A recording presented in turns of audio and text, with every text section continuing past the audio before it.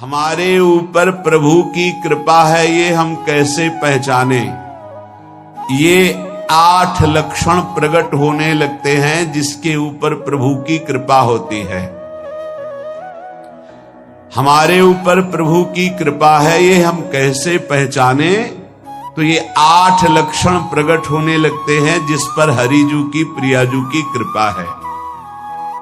पहला, घोर अपराध करने वाले के प्रति भी दया की भावना, शांति पहला लक्षण है। भाव में भी पहले शांत भाव है। हमारे ऊपर श्री हरिजू की कृपा है, इसकी पहचान ये 8 लक्षण। पहला, शांति, अर्थात घोर अपराधी के प्रति भी गुस्सा ना क्षमा करना, ये हरि की कृपा का लक्षण है। देख लो भाई, घोर अपराधी शब्द तो जाने दो, जरा सा प्रतिकूल हो जाए तो लाख समझाओ पर भ्रकुटी तनी रहती है। भला ऐसा है?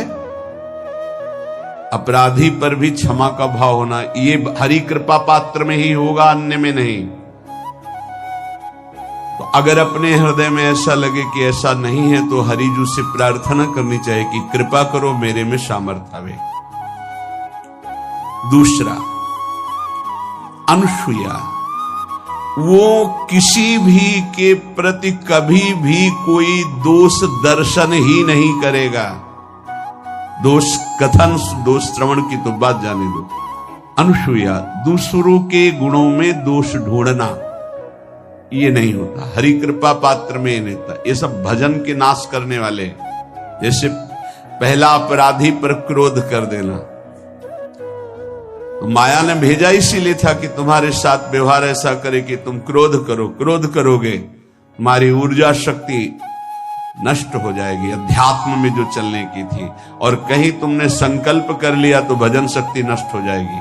तो अगर भजन बल है तो गया, जरूर उसको दंड मिलेगा, पक्का मिलेगा, 100% मिलेगा, लेकिन आप खाली हो गए। ना भजन करने की वृत्ति रहेगी और ना भजन रहेगा, दोनों बात। अनुसूया, किसी के सद्गुणों में दोष देखना, गुणों में दोष ढूंढना, ये हरि कृपा पात्र में नहीं होता। ये बहुत मंगलमयी बातें हैं जिससे हमारा भजन मार्ग पुष्ट होता है। तीसरा, वो बाहर से और भीतर से पवित्र रहता है, हरि कृपा पात्र। शौचाचार का ज्ञान होना चाहिए, वस्त्र आपके पवित्र होने चाहिए, ये बाहरी, जल रज आदि के द्वारा बाहरी पवित्रता। और निष्कपटता, निश्चलता, सत्य भाव, ये अंदर की पवित्रता है। अगर कपट है, छल है, असत्य है तो हृदय मलिन रहता है। भीतर और बाहर से पवित्र रहना, इसमें खास बात क्या है? भीतर और बाहर से पवित्र रहने में, भीतर और बाहर से सदैव पवित्र कौन रह सकता है? तो बोले जो पुंडरीकाक्ष भगवान श्री हरि का प्रियाजू का स्मरण करता रहता है, वो शवायाभ्यंतर शुचि, वो बाह्य और अभ्यंतर दोनों से पावन रहता है। तीसरी जो कृपा का लक्षण है, अर्थात वो सदैव भगवत चिंतन परायण, शौचाचार का पालन करने वाला, बाहर और भीतर से हरि कृपा पात्र पवित्र रहता है। चौथा,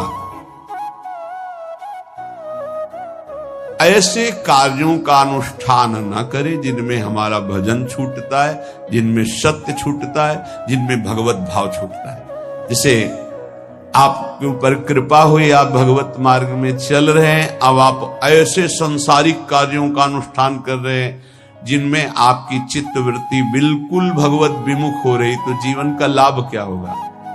लाभ तो है भगवत स्मरण सहित। कल एक ने प्रश्न किया कि मैं खाता तो नहीं हूं लेकिन मांस के दुकान में मांस बेचता हूं, होटल आदि, क्या उचित है? ये उचित कैसे हो सकता है? तुम और भी तो व्यापार कर सकते हो। जरूरी है धर्म का पालन करने की इच्छा करते हो, धर्माचरण करते हो, ऐसा नहीं। तो विरत बहुकर्मा, उन कर्मों से हमें विरत रहना है जो हमारे धर्म के विरुद्ध है, जो भजन के विरुद्ध है। हरि कृपा पात्र ऐसे कर्मों का अनुष्ठान कर ही नहीं सकता। अपने भजन का फल देखना भगवत कृपा पात्र की, सबको प्रदान कर देना। हिम्मत है? अपने भजन, इतनी मेहनत से किया हुआ भजन, भजन होने के बाद हे प्रभु इस भजन का फल हो, सर्वे भवन्तु सुखिना सर्वे सन्तु निरामयः। यहां तो कहते महाराज एक माला रोज आपके लिए करता हूं कि आपकी बीमारी ठीक रहे, तो शेष किसके लिए करते हो प्रभु? शेष अगर इष्ट और गुरु के लिए तुम्हारा है कि एक माला करते तो फिर इतनी माला करते तो हमें क्या होगा? सब आपको दे देंगे तो हमें क्या होगा? तभी भजन का रहस्य ले जाना। छठवां, अपने भजन से अपने लिए कुछ भी ना चाहना और दूसरों की तो बात जाने दो, दूसरों से कुछ ना चाहना ये तो ठीक है, अपने भजन से अपने लिए कुछ ना चाहना है हिम्मत। देखो ये हरि कृपा पात्र में हिम्मत होती है। अपना भजन अपने प्रयोग में ना लाना, इसका भी आंतरिक रहस्य है। अपने प्रयोग में आप शरीर को लेकर के बोलेंगे, अगर स्वरूप को लेकर तो प्रयोग की कोई वहां जरूरत ही नहीं, स्वरूप पूर्ण काम है, वहां कोई अभाव नहीं।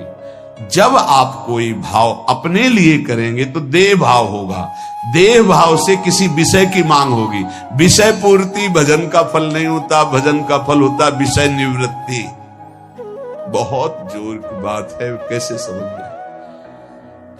अपने भजन का भी फल अपने लिए नहीं, दूसरों से कुछ चाह रखना तो बात ही जाने दो, भजन से भी कोई अन्य सुख की चाह नहीं हुई। क्या चाहिए? भजन ही बनता रहे, भजन का फल भजन बनता रहे, खूब निरंतर जप करते रहे।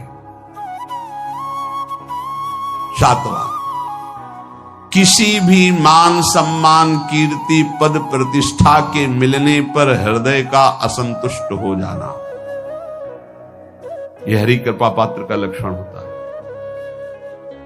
प्रणाम नमस्कार जय हो तो हृदय में असंतुष्ट हो जाना चाहिए। कोई किंचन मात्र अभिमान न उदय हो जाए। प्रभु बचाओ, ये माया की चकाचौंध से बचा लो नाथ। कौन सा अपराध बन गया कि आपकी जय की जगह यहां हमको ऐसा सुनना पड़े। मान प्रतिष्ठा कीर्ति जिसके लिए बड़े बड़े लालायित रहते, हरि कृपा पात्र को विष की तरह चुभती है। और आठवां,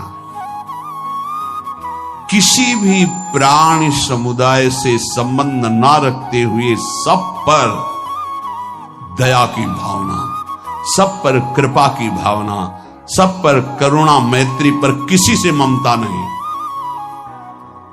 ये सूत्र बहुत व्यवहार में प्रयोग करने योग्य है। सबसे करुणा और मैत्री, पर किसी से ममता नहीं।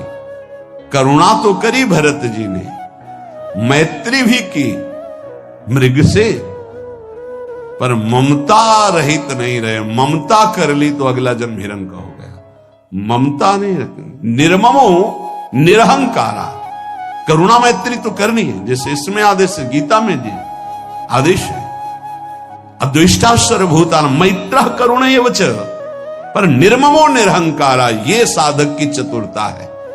प्राणी मात्र पर दया कृपा करुणा मैत्री, पर ममता नहीं। ममता किसी से, और यहां करुणा मैत्री ये तो गायब हो गई, केवल ममता रह गई है। अपने शरीर से ममता, शरीर संबंधियों से ममता, विषय भोगों से ममता, यही जहर है। संबंध में ये ममता ही जहर है। विचारों में अहंकार